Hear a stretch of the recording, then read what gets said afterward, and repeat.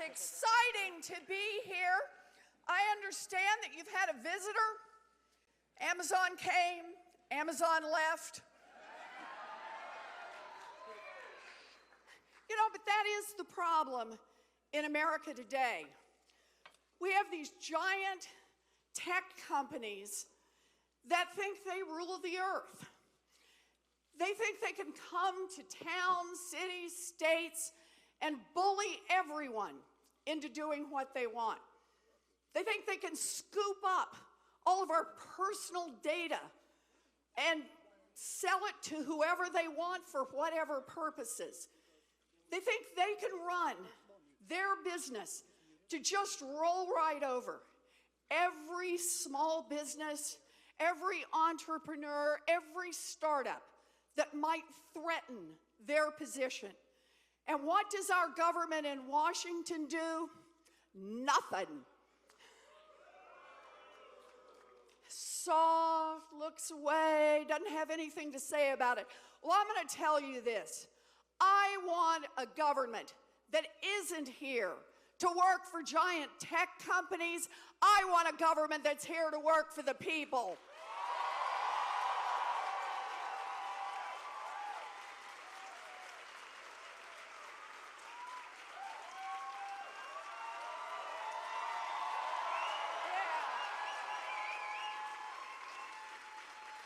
And today, I made a down payment on that.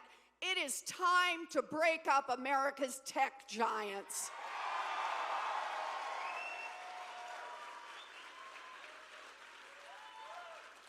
Two parts to this. Giant company like Amazon runs a platform. Everybody who really wants to try to sell goods got to come to that platform if you're going to do it online, right? But what else do? They get information from every purchase, every sale. They know about every buyer. They know about every seller. And then when they decide there's looks like one that's profitable over there or one that's profitable over there, they decide to go into business to scoop up all of the activity you had, to wipe out your little business, to move themselves to page 1 on the search and move somebody else who would compete with them back to page 6 or back to page 16. Look, what they want is they want to be the umpire in the baseball game, and they also want to run a bunch of teams in the game. So my view on this is you can be an umpire or you can own a team, but you can't do both at the same time. So let's break up Amazon.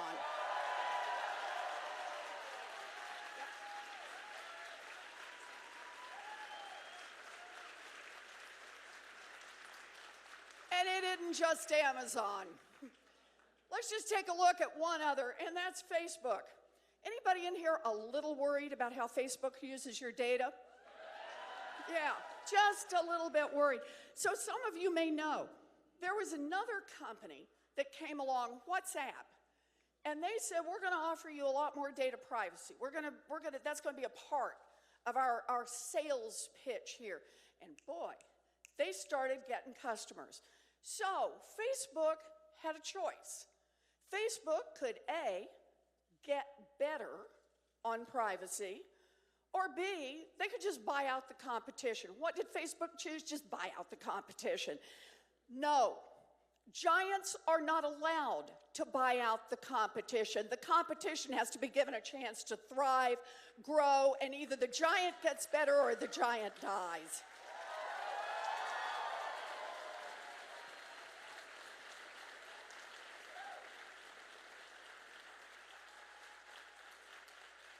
Now, tonight I'm going to talk about a lot of stuff, but I got to tell you, it all circles around that single point, and that is, who does government work for?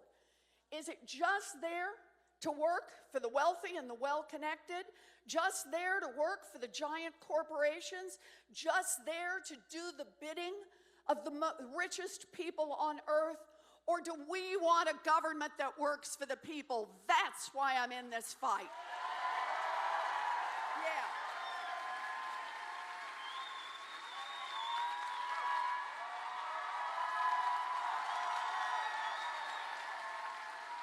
And I'm I'm hoping this means you're going to be in the fight with me. All righty. We're going to have some fun tonight. So I thought what we do is I just tell you a little bit about myself, talk for a little bit, and then we'll take some questions. Mike's going to be the one who's going to run the questions. I think he's already called 3 numbers. We'll do some more. Idea behind the numbers is everybody gets an equal chance to ask a question. We'll do a few questions, and then anybody want to take a picture? I'll stay as long as you want. We'll do pictures right up here in front of the flag and have fun. Okay? Good. All righty. So, tell you a little bit about myself. See, I was born and raised in Oklahoma. Yeah. All right. Yeah, boomer sooner, baby.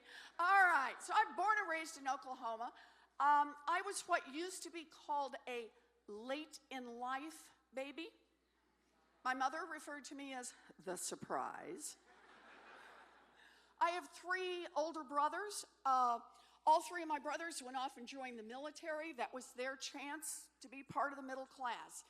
I was in middle school when my daddy had a serious heart attack. It was just the 3 of us then, my mama, my daddy, and me. And my mama and I thought that he was going to die. And he didn't die. He made it home, but it was a long, long time that he couldn't work. And we lost the family station wagon.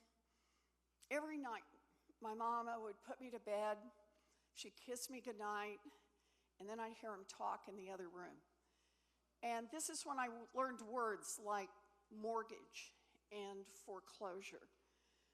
And so one day, I walk into my folks' bedroom, and laying on the bed is the dress. Some of you may know the dress. It is the one that comes out only for weddings, funerals, and graduations. And my mother has it laid out on the bed, and she's in her slip and her stocking feet, and she's pacing, and she's crying, and she's talking. Not to me, she's just talking, and she's saying, "We will not lose this house. We will not lose this house. We will not lose this house." She was 50 years old. She had never worked outside the home, and she was terrified. So finally, she pulls this dress on. She puts on her high heels. She blows her nose, and she walks to the Sears Roebuck, and she gets a minimum wage job answering phones. And that minimum wage job saved our house, and it saved our family. And if you want to know who I am, that's the story written on my heart, all the way down.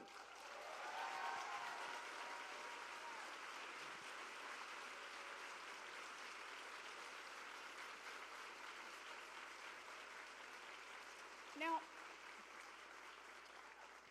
the thing is, for years and years and years, I thought that was a story just about my mom.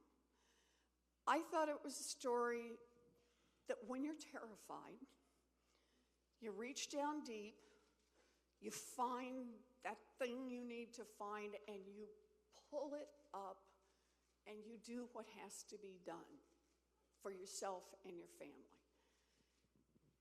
And it was years later that I came to understand it wasn't just a story about my mama.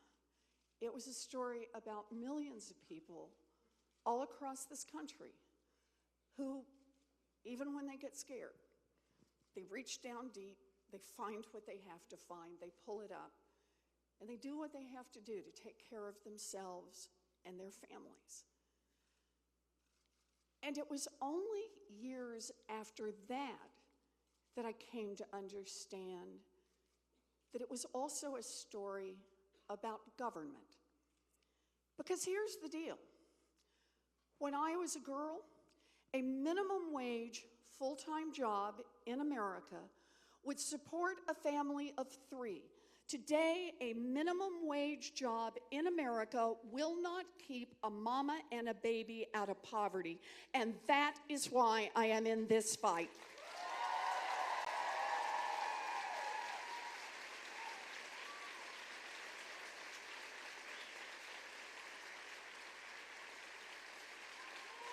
Yeah.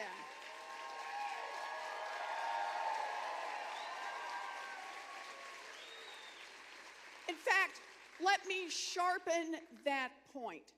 I am in this fight because I know why that change has occurred.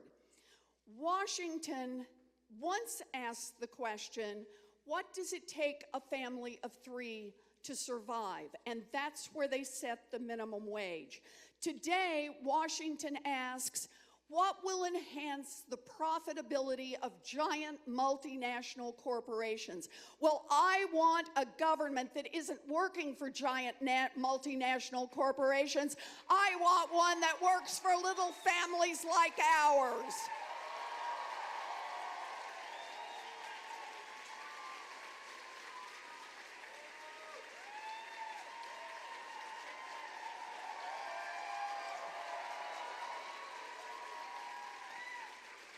So, we make it on through.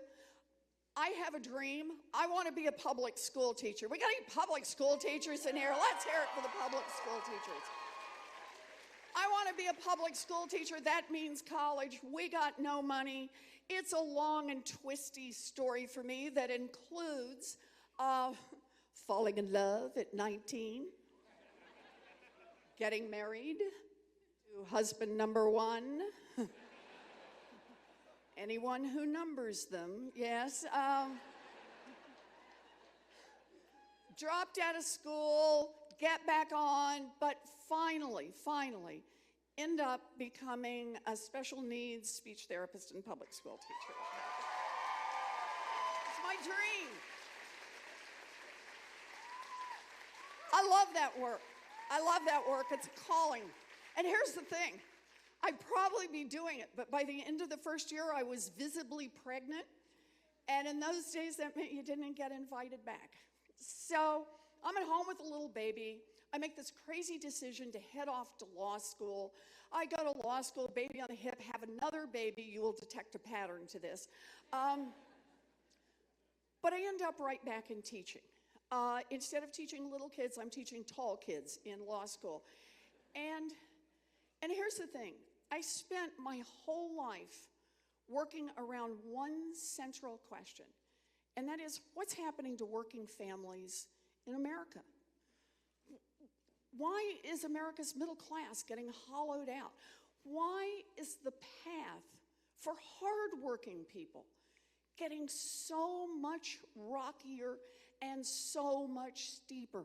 And for people of color, even rockier and even steeper. What has gone wrong in America?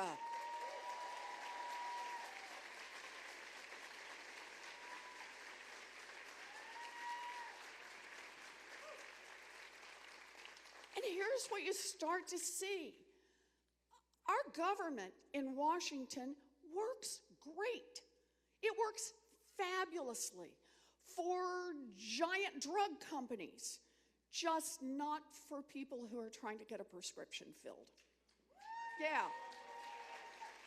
It works great, totally fabulously, for giant oil companies that want to drill everywhere, just not for people who see climate change bearing down upon us.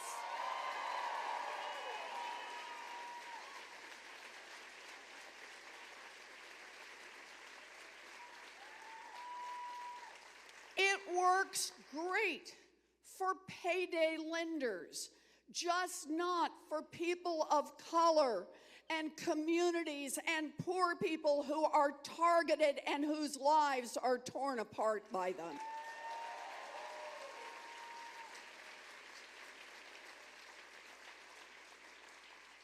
When a government works great for those with money and power and not for the rest of the people, It is corruption, plain and simple, and we need to call it out.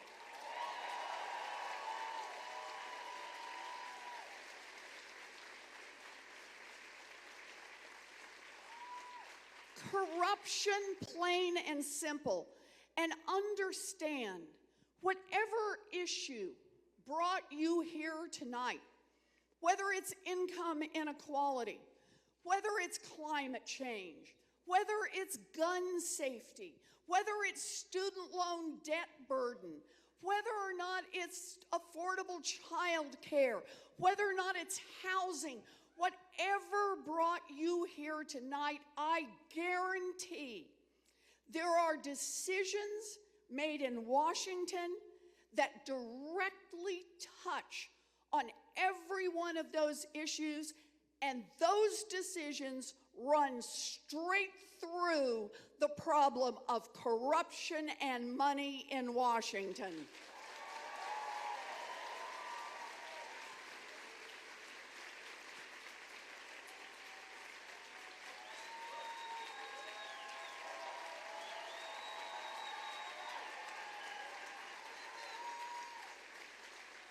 So, if we want to make change, we're not going to be able to do this by nibbling around the edge. A little statute over here, a couple of regulatory changes over there, an adjustment here, maybe a couple of amendments over there. That is not going to get the job done. We need big structural change in this country. Big change.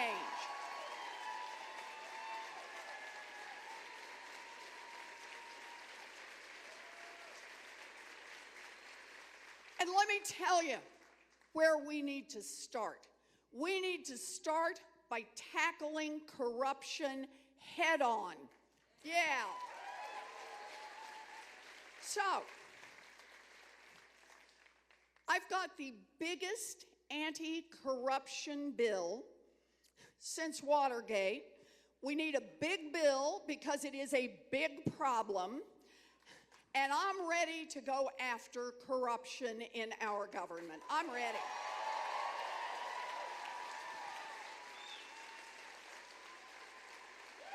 Yeah. You bet. Not afraid of nobody. Okay. So I just want to tell you a few of the pieces of it. It's long, it's big, it's complex, because there's a lot going on about the influence of money. But I want to tell you about a few pieces in this bill. The first one, end lobbying as we know it.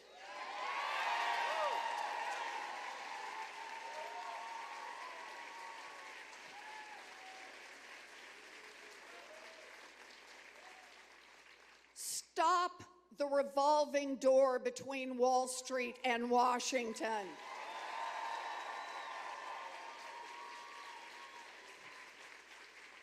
Another one?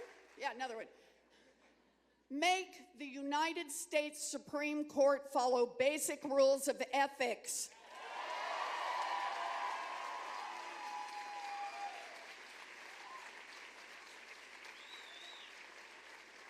Okay, one more. Anyone who wants to run for federal office should have to put their tax returns online. I've got it.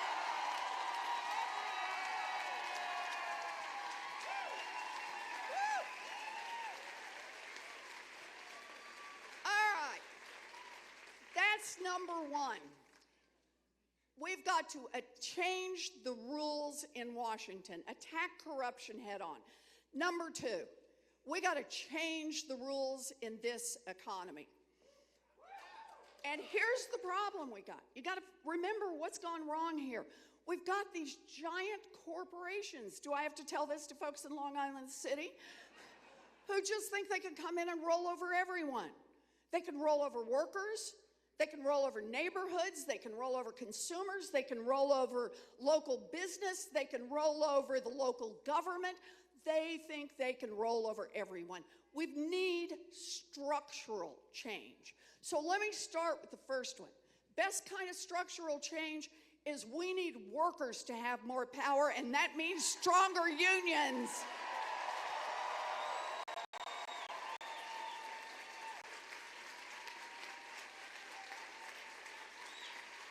Unions built America's middle class. Unions will rebuild America's middle class. Yeah. More power in the hands of the workers. But here's the second part we got to do. We need to look at this overall economic structure, and I put forward something called the ultra-millionaire's wealth tax. So let me tell you about this tax. Anyone in here who's got more than $50 million in assets? Probably not going to like it. But this says if you built one of the great fortunes in America, $50 million and up, then we're going to, well, or inherited it, right?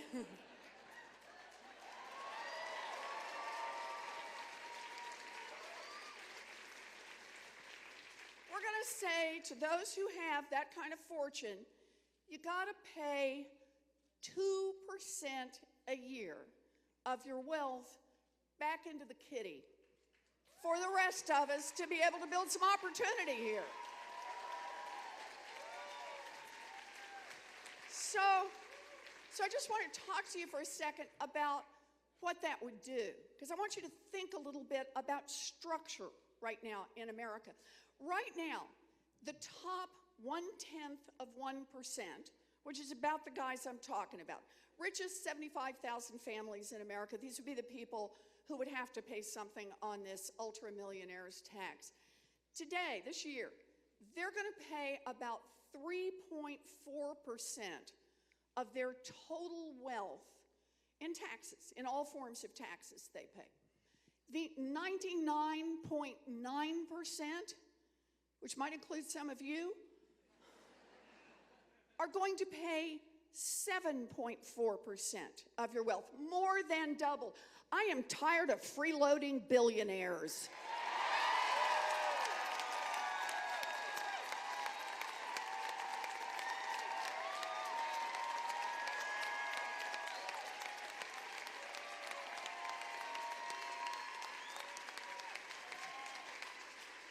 In fact, think of it this way, because this really is crucial.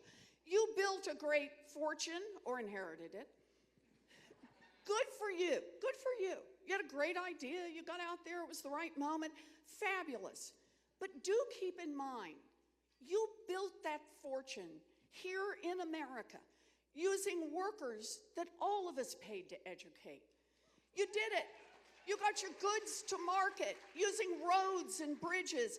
All of us helped to pay to build. You were protected by firefighters and police officers. All of us helped to keep out there in the field.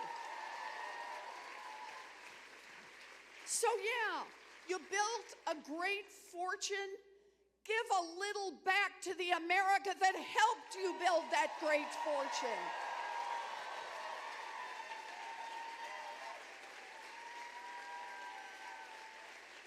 Yeah, I'm ready on this.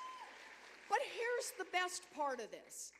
2% a year. And by the way, before anybody tells you, whoa, wealth tax, keep in mind, every homeowner in America, everybody who owns a little farm, everybody who has a place somewhere, condo, right? You guys are paying it. Every year you're paying a wealth tax. It's just called a property tax, right? All we're asking is that the millionaires and billionaires need to include their Rembrandts and their diamonds and their yachts as part of the description of their wealth. Okay. So, you get some money from the wealth tax. I just want to say a word about what we can do with it. I put out a proposal now for universal child care, pre-K and pre-pre-K.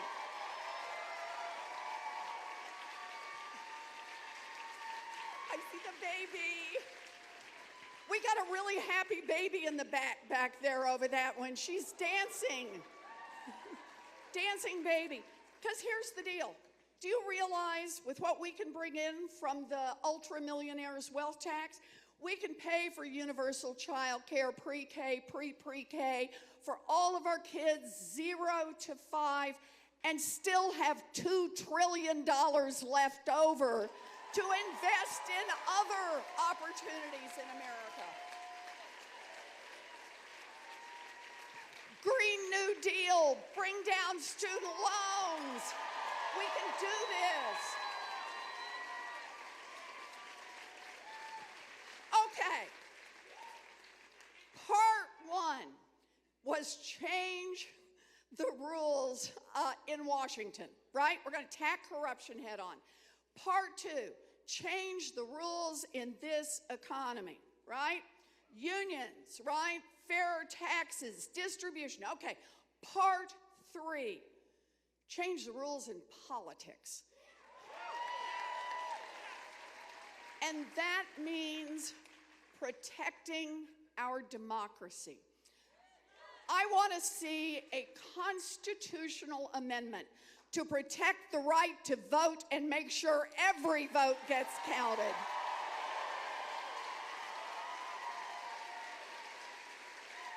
Yeah.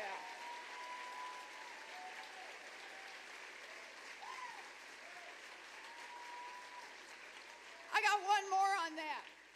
Overturn Citizens United. Democracy is not for sale.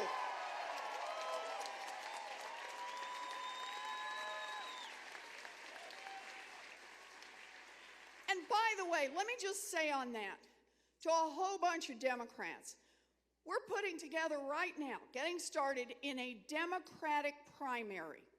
You have the right to ask everyone who is asking your vote how they get their money. And let me make it clear, I don't take corporate PAC money. I don't take PAC money of any kind.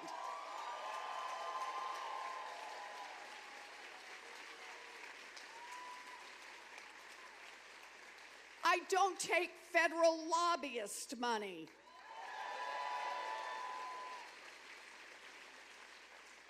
And I don't go off to closed-door meetings with millionaires. I'm here with you.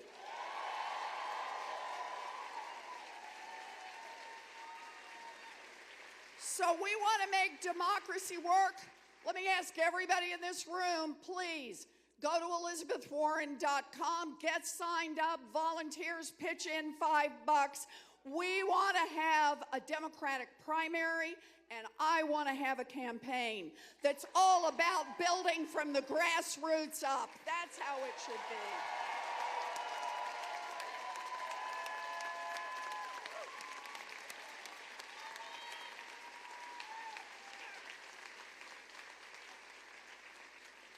So, I never in a zillion years thought I was going to run for public office.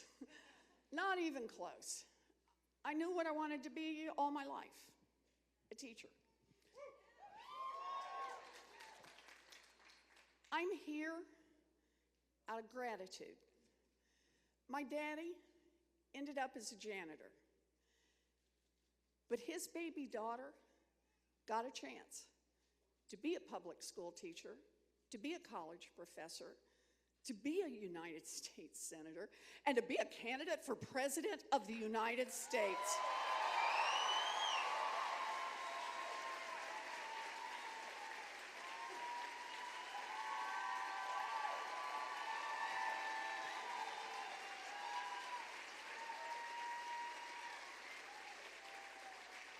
I believe in opportunity because I have lived opportunity. I am committed down to my toes to fight for an America where every child, not just those of the wealthy and the well-connected, but where every child in this country gets a chance to build a future. This is our moment. Dream big. Fight hard, and let's win!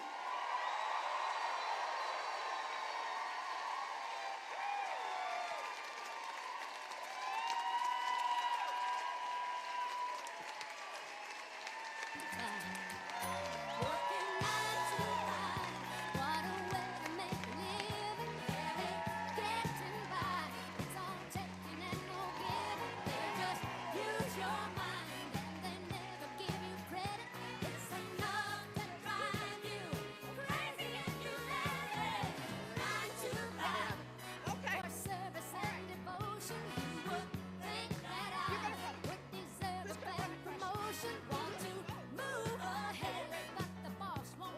going to do some questions now, okay? We're ready for the first question on this side. Got a question back there? Who's got the question? Is there somebody there who's got the question? Number 272. Oh, you got it? You got the question? Great. You've got the question? Fabulous. Okay. Okay, hi. Hi. Hi, tell me your name. My name's Victor. Hi, Victor. It's nice to see you. You're from Long Island City.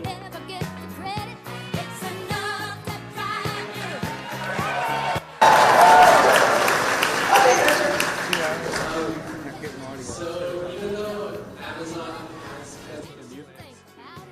established headquarters here in New York City, I do know that officials such as Governor Cuomo have sort of asked them to open the economy. So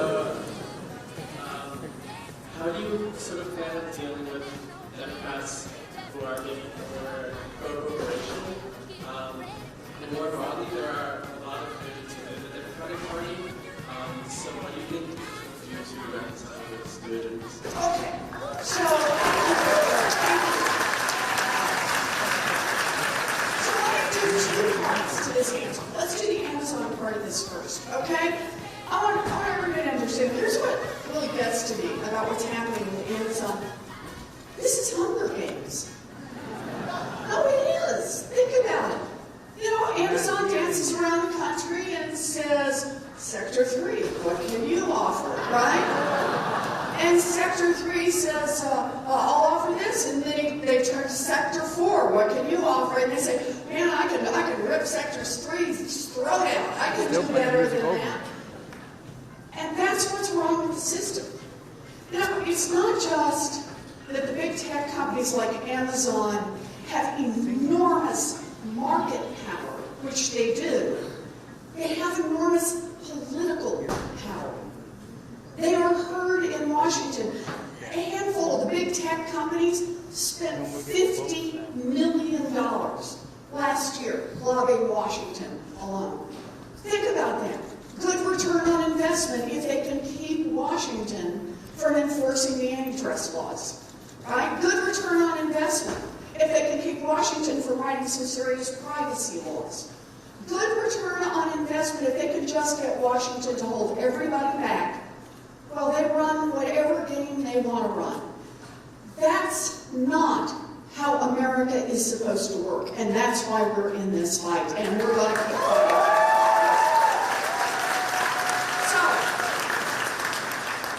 So, you asked another question, though, that's related to this, and it's not just about Amazon.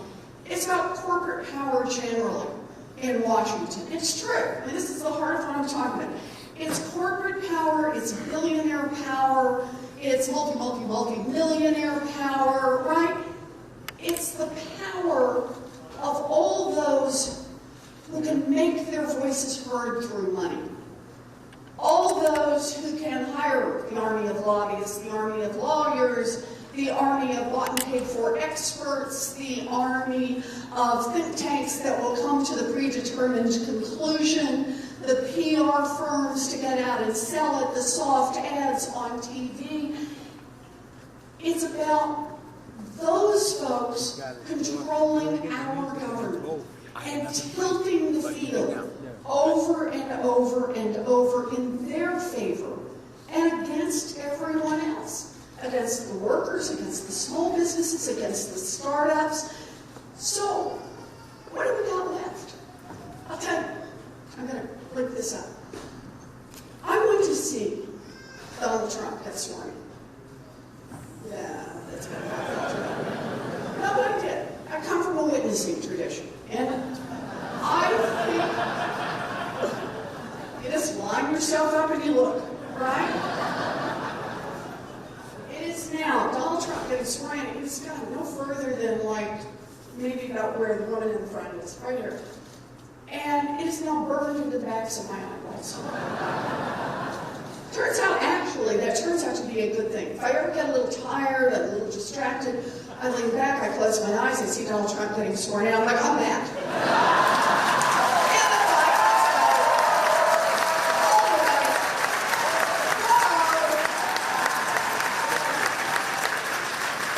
But I want to tell you. So I saw him get sworn in. I go back that night. I get on the plane to go back home. And I'm thinking, they got the House, they got the Senate, they got the White House. They could repeal health care by next Thursday.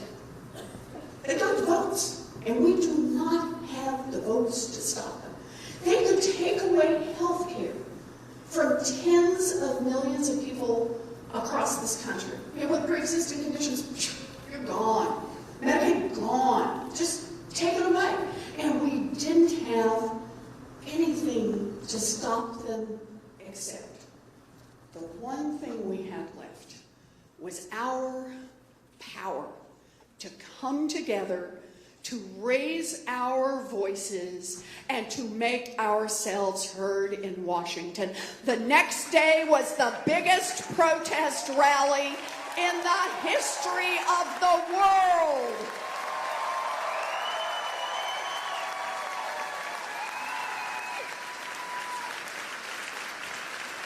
Now, the reason I connect that to Victor's question is, here's the point I want to make.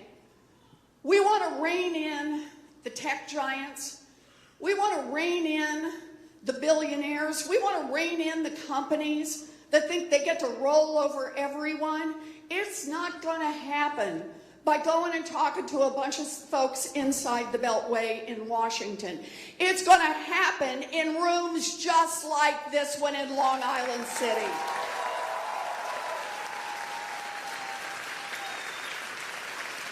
We're going to build a Democratic Party that is a workers' party, and we're going to do it from the grassroots up. That's how we'll make change in this country. So thank you, Victor. It's a great question. Thank you. Good. Good. Who we got next? Okay, I'm back. Here's what we're going to do. We're going to call out 4 numbers. I'm told there's a microphone on the left by the ADA section, by the exits, and there's one on the right by the riser. So when you hear your numbers, start making your way there. When you get up to the mic, say your name, where you're from, and ask your question. And then after we're done with these 4, I believe Senator Warren's staying for pictures after. So the numbers are 272, 452, 509, and 532. Wait, what? Do those again. Do those again. Are you just doing the last 3 numbers? Yeah, just the last 3 numbers. Sorry, that was confusing. Start over. Okay. It's okay.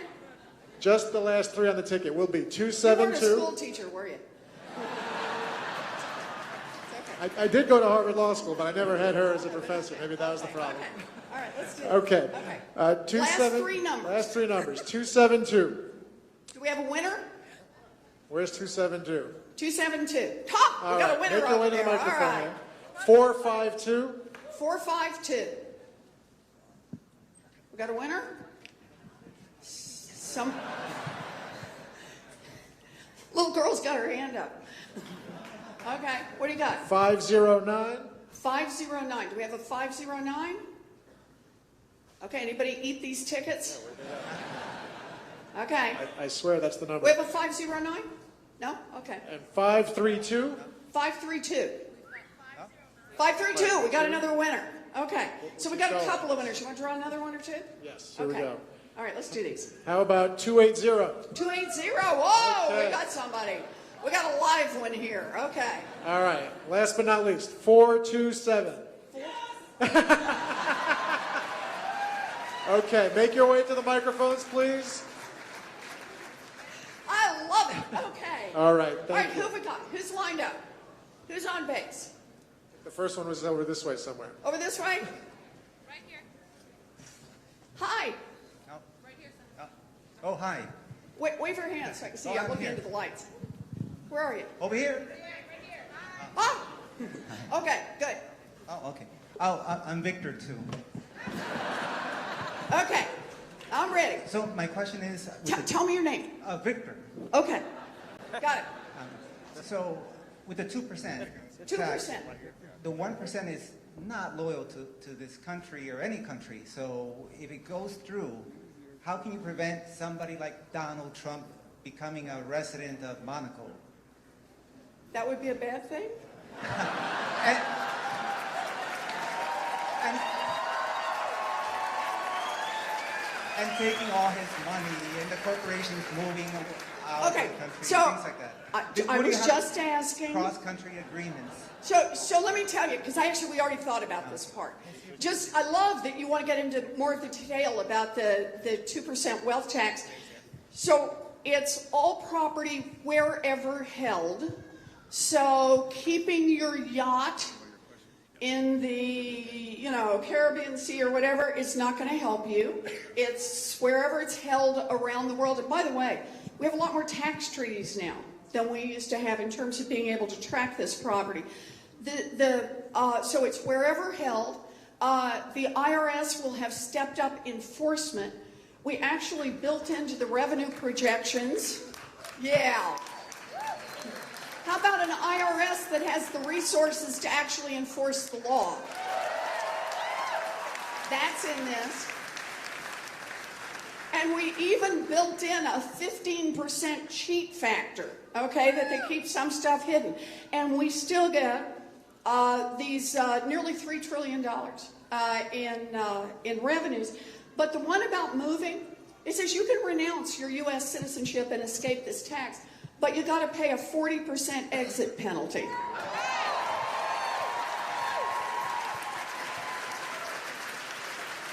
You built your great fortune here in America. You owe something to the American people for that. Good question. Thank you. Who's next? Who's next? Mike, who we got next? Over here. Where is it? Hi, how are you? Back over here. Hi, Senator.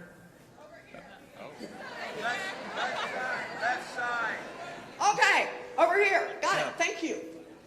Hi, Senator. My name's Alex. I live in New York, but I'm originally from Raleigh, North Carolina. Hi, Alex. Hi. My day job is to work to end poverty, and I appreciate that you're trying to do that too each and every day. Thank you, Alex. But I got my start organizing with the Chicago Coalition for the Homeless. And I think that when we talk about making sure that workers have what they need, something that often slips away is the fact that every night in each city there are thousands of people sleeping on the streets. And if we saw that in any other country, we'd say that's not right. As a candidate, what are we going to do to make sure that we right that wrong? Okay, thank you, Alex.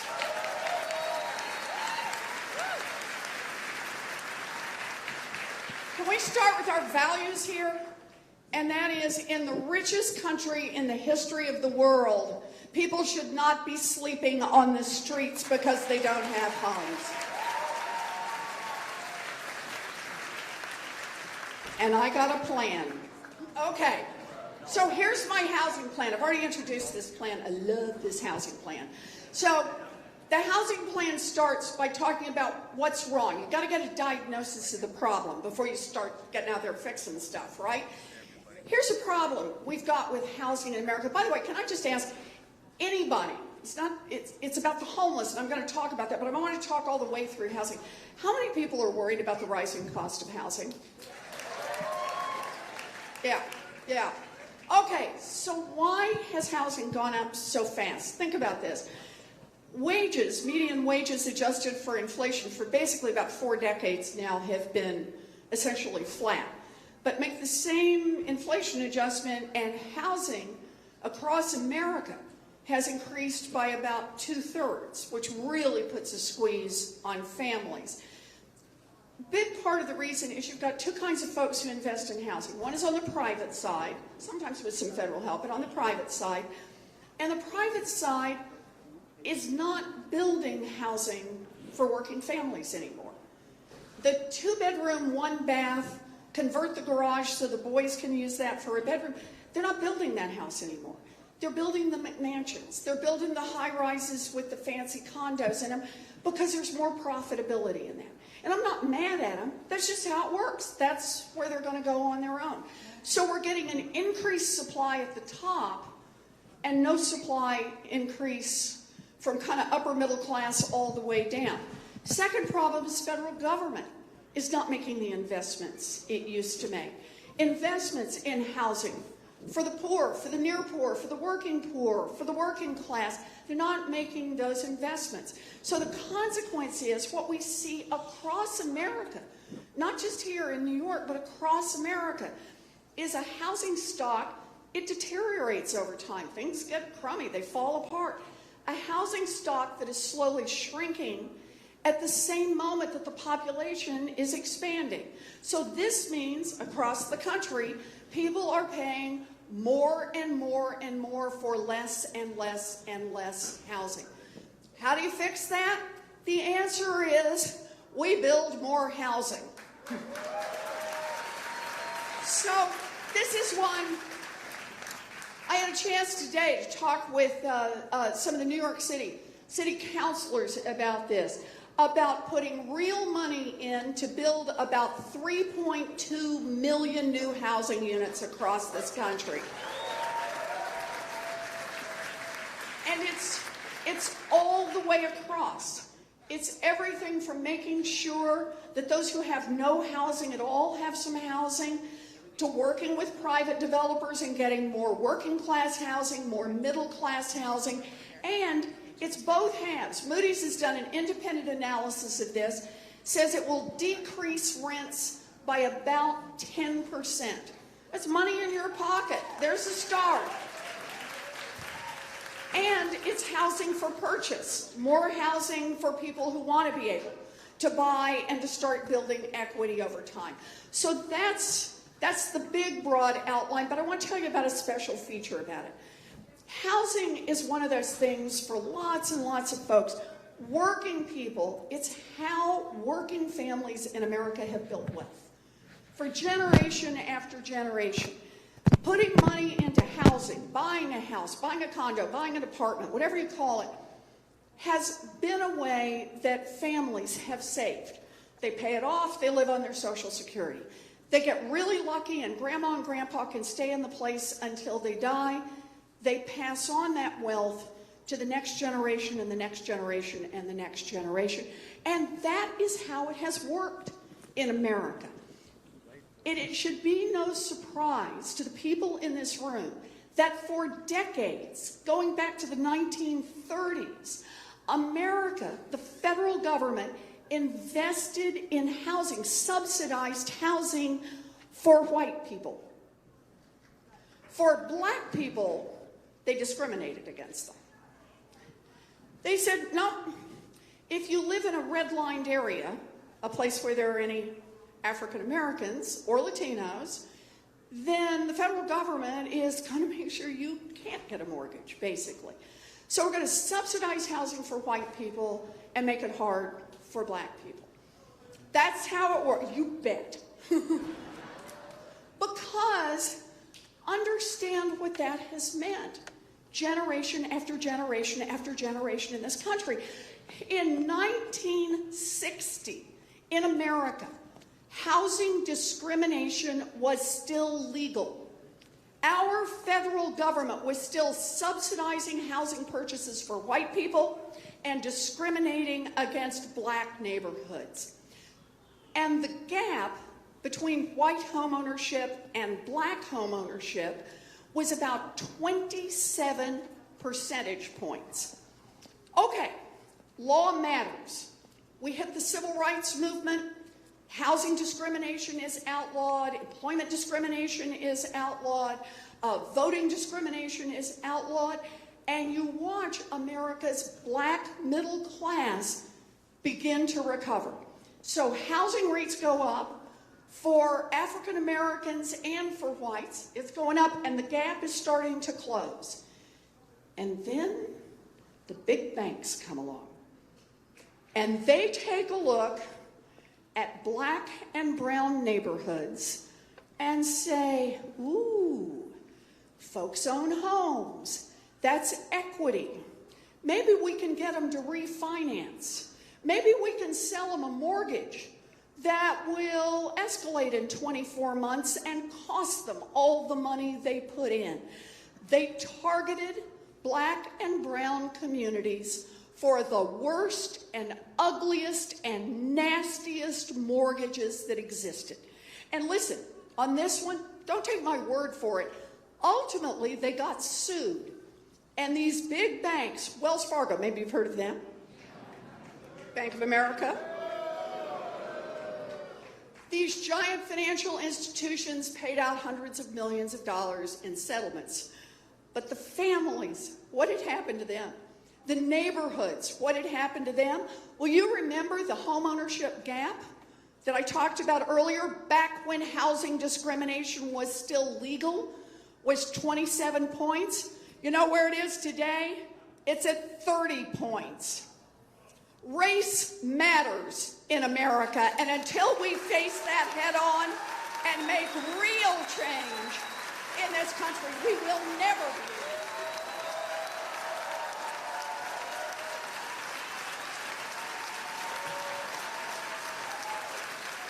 Hold on, this answer's not quite over. So, my housing bill has something in it that I don't think I've seen anyplace else in federal law yet. The housing bill has all the things I told you about, but it has one additional feature. It says in formerly redlined areas, first-time home buyers or people who lost their homes at any point during the housing crash are going to get some assistance to be able to buy homes again. It's a way of saying we get it and we're going to make change. So we can do something like that. All of it. Good. Okay. Last question is someone over here on the right. There she is. Hi, Oh, Elizabeth there he Ward. is. Okay. Hi, right over here. There you are. Hi, tell me your name. My name is Chris. I live in Brooklyn. Hi, Chris. Hi. I wanted to say first, thank you so much for speaking truth to power, even when it's incredibly difficult. Thank you very much for that, Elizabeth. Thank you. So my question is, I keep reading that it might be necessary to pass the kind of sweeping legislation that we need to pass in the future. It might be necessary to get rid of the filibuster, and I wanted to hear your stance on this issue. It's all on the table, baby.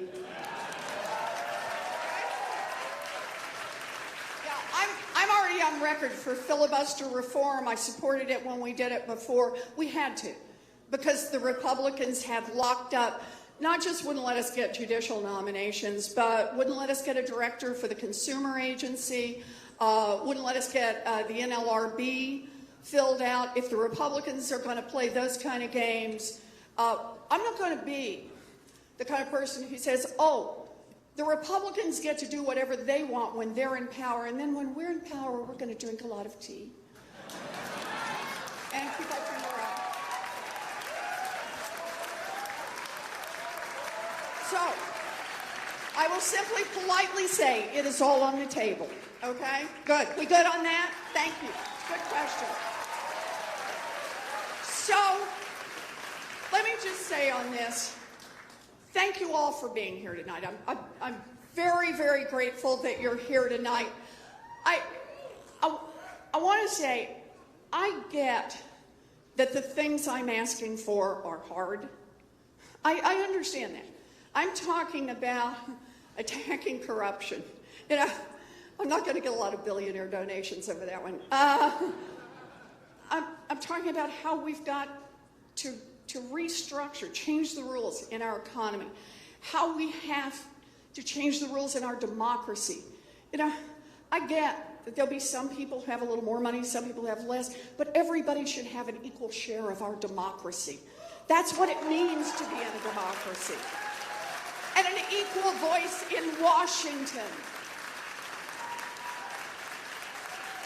So people say to me, Elizabeth, this is too hard. Don't do this. And I just want you to understand, people have been saying to me for a long time, this is too hard. People told me it would be too hard to get a consumer agency because the banks didn't want it. CFPB is now the law of the land.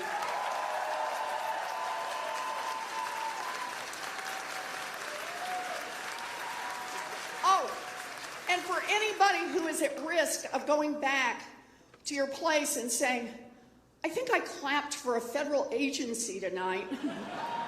Let me just say, that little federal agency has already forced the biggest banks in this country to return more than $12 billion directly to people they cheated. That is government that works for the people.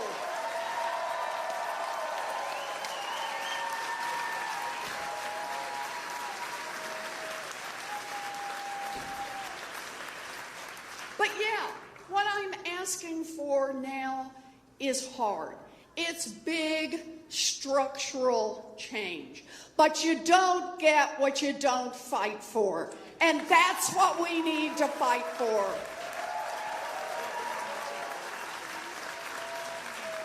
We are here tonight as part of a proud tradition. Keep in mind what people said to the abolitionists. It's just too hard. Give up now. What people said to the suffragettes. It's just too hard. Give up now. What people said to the early union organizers. It's just too hard. Give up now.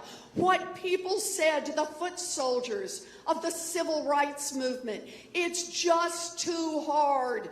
Give up now. What people said to the early gay rights activists who wanted equal marriage. Just too hard. Give up now.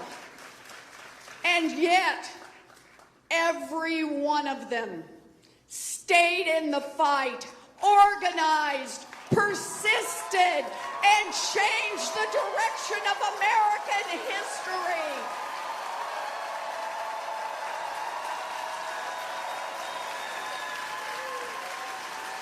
This is it, our moment to change the direction of American history. Dream big, fight hard, and let's win!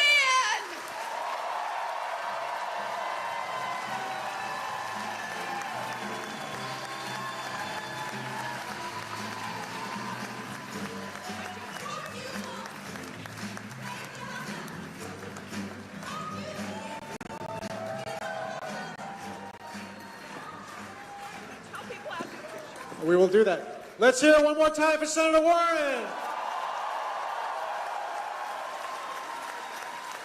Thank you so much for coming to Long Island City, Senator. She loves this so much, she's going to stay for photos. So for people who want photos, there's a lot of you here, so don't trample each other, but the line's going to wind this way. Yeah, so the people here get the pictures first. But the line's going to wrap around this way. She'll stay here for photos and get home safe. Thank you for coming. Thank you, Queens.